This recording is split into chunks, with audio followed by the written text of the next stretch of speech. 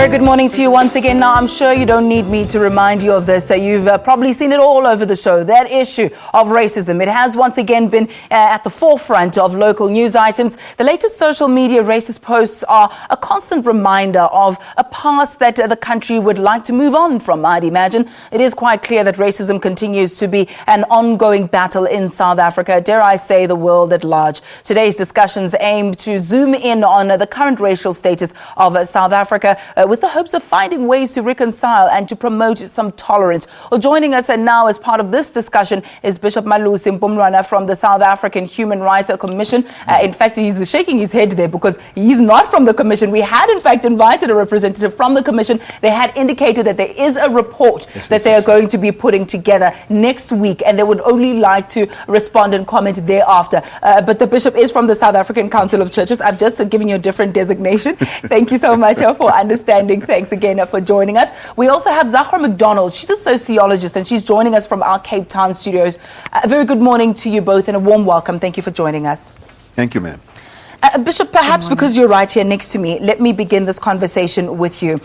What do you think is going on that we're not doing right as a society? Some might say these recent comments that we've seen have done well for the country because they show what people are talking about behind closed doors. So in their private spaces, they've now come to the fore. So this is a process where they can be healing once we know what some of the people are going through. But my question is, where have we gone wrong? Well, I think we certainly did a good job of transitioning to political democracy, but we didn't really bother about maybe the softer things, the people's feelings, and the communication, the language, and the attitudes that people have. So definitely it is all over the country. They've done well to bring it up to the fore.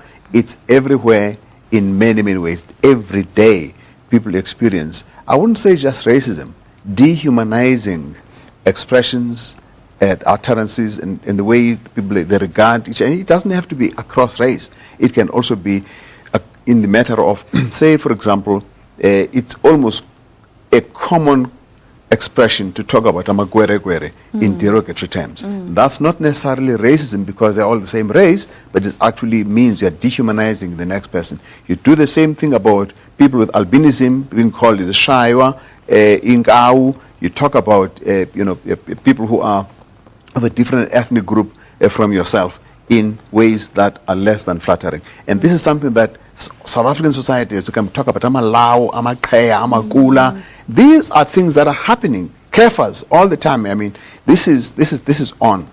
So what we have not done is to deal with this. And we believe at the South African Council of Churches, which is really, we're launching a campaign of healing and reconciliation that focuses on these issues and saying, let us use all the spaces we have, our congregations, our schools, our educational institutions, the workplaces. Let's create deliberate spaces of addressing these dehumanizing approaches to human life and begin to own up to these things, because if we don't own up, we're always pointing fingers at others. I mean, I listened to that Penny Sparrow interview. It's almost a matter of fact, what's the fuss? She really genuinely just doesn't see what the fuss is about. And you know what? She's not the only one.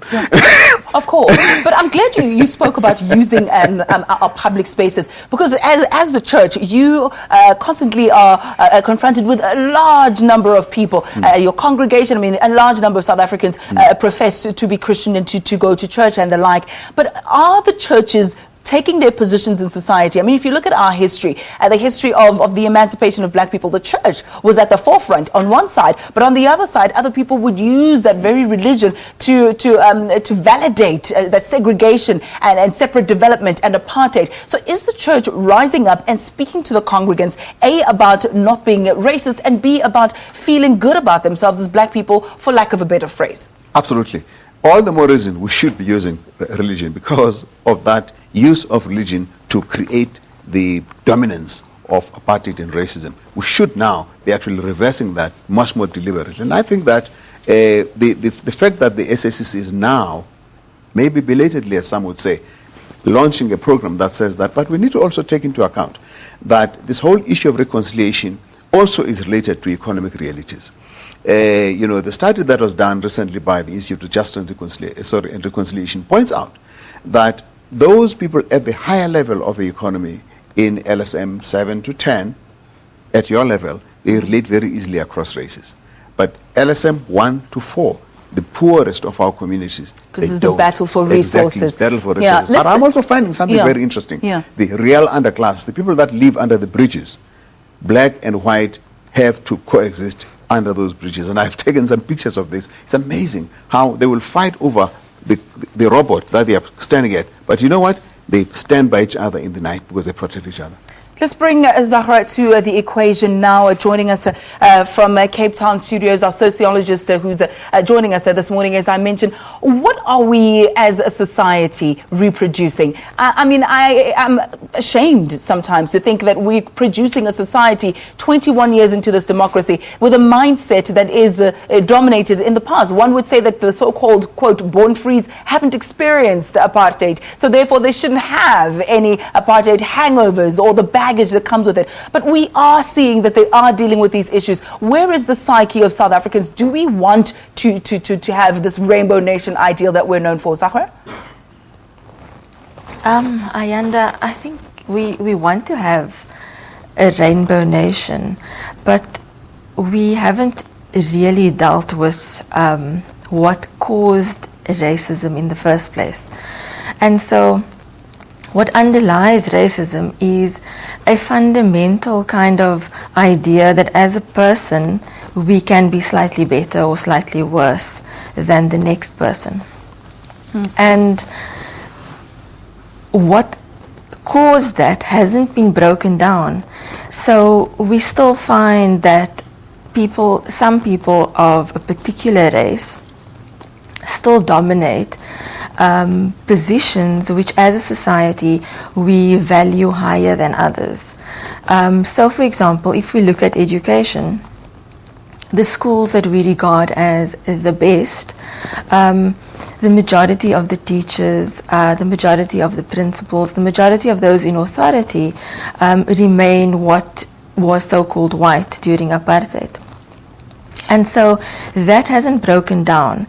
And so when the Reverend says that those in the higher socioeconomic brackets, they are more integrated, it's because there are opportunities for them to interact with each other, whereas those in the lower socioeconomic bracket do not have the opportunity to interact.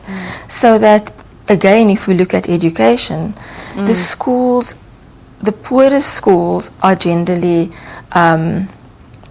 only populated by one race, and so when we speak about the public is very important. Sphere, yes, and so when we speak about the public sphere, we have to remember that every person's experience is only what they experience, and so when they do not have an opportunity to interact with another, and all they see is those that are allowed to dominate being of a particular race, then it's really difficult for us as a nation to become one.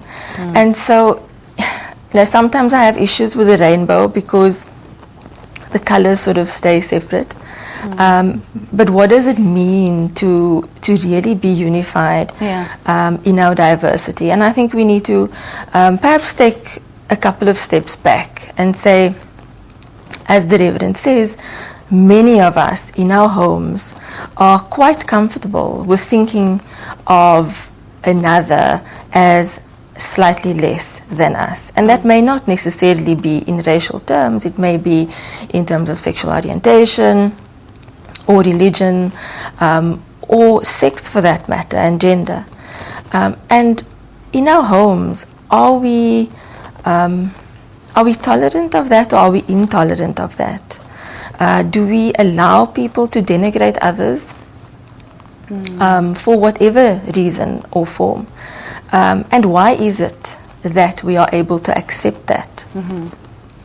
Of course, that has to do, in my view, with colonialism and apartheid, and that it's taught us that there's a certain stratification. And so we try to defend our little piece by making other people feel slightly less than us. And I think we need to confront that. And that will, in a sense, deal with racism.